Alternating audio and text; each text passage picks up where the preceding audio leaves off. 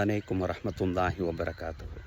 ஸ்கூலில் படிக்கக்கூடிய நம்ம பிள்ளைகளுக்கு எக்ஸாம் வந்துருச்சு. எக்ஸாம் தேதி அறிவித்ததோட ஸ்கூலில் என்ன செய்வாங்கன்னு சொன்னால், ஸ்டடி என்று ஒரு நேரத்தை ஒதுக்கி படிக்க வைப்பாங்க. அதுபோக பெற்றோர்களாகிய நாம் ஒரு டியூஷன் சென்டருக்கு அந்த பிள்ளையை அனுப்புவோம். அதுவும் போக அந்த எக்ஸாமில் வெற்றி பெற வேண்டும் என்ற ஒரே நோக்கத்திற்காண்டி அதிகாலையில் எழுப்பி அந்த பிள்ளைகளை படிக்க வைப்போம்.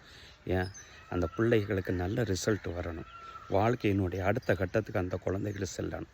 உண்மைதான், படிப்பு ரொம்ப முக்கியம். அந்த மாதிரி தாங்க நம்மை படைத்த இறைவனும் இந்த உலகத்தை ஒரு பரீட்சை களமாகத்தான் நான் ஆக்கியிருக்கிறேன் என்று சொல்லுகிறான்.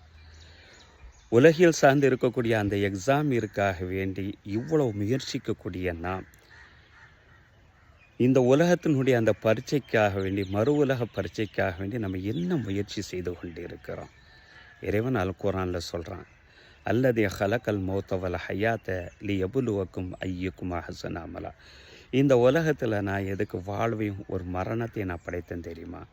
உங்களில் யார் நல்ல செயல்கள் செய்கிறார்கள் என்பதை பரீட்சித்து பார்க்க வேண்டும் என்பதற்காக வேண்டித்தான் இவைகள் அனைத்தையும் நான் படைத்தேன் என்று சூரத்துல் முல்க் 2வது வசனத்தில் இறைவன் குறிப்பிடுகிறான்.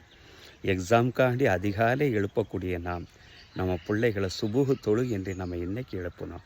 நாமும் இன்னைக்கு நம்ம தொழுதோம். எப்பொழுது அதை செய்கிறோமோ ஈருலகத்திலும் வெற்றி அதுதான்.